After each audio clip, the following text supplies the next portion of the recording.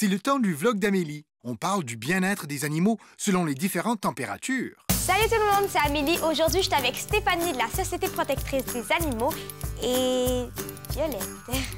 Aujourd'hui, on va parler comment protéger nos animaux des différentes températures. C'est important de noter que c'est la responsabilité de chaque propriétaire de s'assurer que leurs animaux de compagnie sont à l'abri des températures extrêmes. Qu'est-ce qu'on peut faire durant l'été pour s'assurer que nos animaux de compagnie restent en... Je l'avais. Qu'est-ce qu'on peut faire durant l'été pour s'assurer que nos animaux de compagnie soient confortables et en sécurité? On doit s'assurer qu'ils ont toujours accès à un endroit à l'ombre. On doit les garder bien hydratés. Ils doivent avoir accès à de l'eau fraîche en tout temps. Durant l'été, c'est quoi le meilleur moment pour prendre une marche avec notre animal de compagnie? On suggère de marcher plus tôt le matin et en soirée. Il fait moins chaud. Durant les grandes chaleurs de l'après-midi, le pavé devient un peu plus chaud et ça pourrait leur faire mal aux pattes. C'est aussi important d'avoir de l'eau en tout temps avec nous quand on prend des marches avec notre animal de compagnie. C'est important de jamais laisser nos animaux de compagnie dans nos voitures durant l'été. Cela pourrait mettre leur vie en danger en seulement quelques minutes, même si on baisse les fenêtres. Ah! Ew! Ah! Okay. Ah, il a pété! C'est horrible! C'est horrible! Ah! Ça... Qu'est-ce qu'on peut faire durant l'hiver pour garder nos animaux de compagnie au chaud et en sécurité? Comme nous, les chats et les chiens aiment bien être à la chaleur durant les journées froides de l'hiver. Il y a plusieurs choses qu'on peut faire pour aider à les rendre plus confortables. La première chose, ça pourrait être de raccourcir leur marche durant les journées froides de l'hiver. On peut mettre un manteau aux chiens qui ont la fourrure courte, comme Violette, pour aider à les garder au chaud durant les journées d'hiver. Où est-ce qu'on peut se procurer ces manteaux-là? On peut les acheter dans des magasins pour animaux. Ou même, je connais des gens qui en ont tricoté ou qui en ont fait eux-mêmes.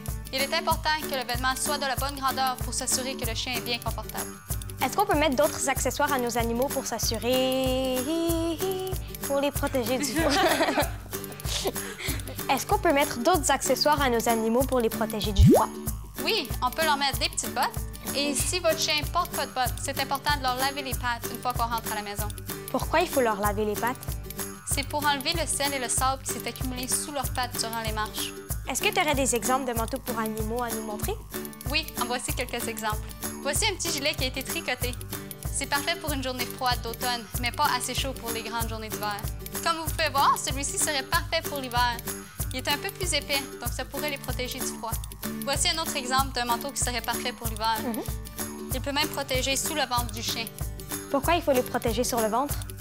Les chiens ont un peu moins de poils sur le ventre, donc un peu plus de revêtement pourrait aider à les garder au chaud. On a aussi des petites bottes pour leur protéger les pattes, comme on a parlé tantôt. Est-ce que ça existe des bottes de plusieurs grandeurs? Oui, on a des bottes pour les petits chiens et pour les gros chiens. C'est important de s'assurer d'avoir la bonne grandeur, sinon ils vont pas rester sur les pattes du chien. Est-ce que tu es prête à habiller Violette? Ouais. Violette, es-tu prête? On va t'habiller. Oh. Pour faciliter l'habillement, on peut leur offrir des gâteries. Bravo! Les bottes sont un petit peu plus difficiles à mettre pour des enfants, donc c'est bien de demander de l'aide d'un adulte. Voilà. Bon, maintenant, je vais essayer. On peut faire un travail d'équipe, OK? Toi, tiens la botte, puis moi, je vais rentrer sa botte. Oh.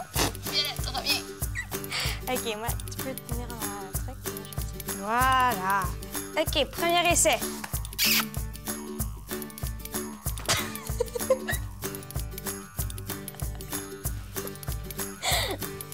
C'est quoi ça? Oh! Oh! Oh! Yeah! Tu sais, quand t'es vraiment paresseuse. Ah ben, ça va. Comme vous pouvez voir, c'est pas toujours facile de les préparer pour l'hiver. Donc, merci Stéphanie encore pour tous tes conseils. Merci Violette, merci à vous à la maison. On se dit à la prochaine. Bye bye!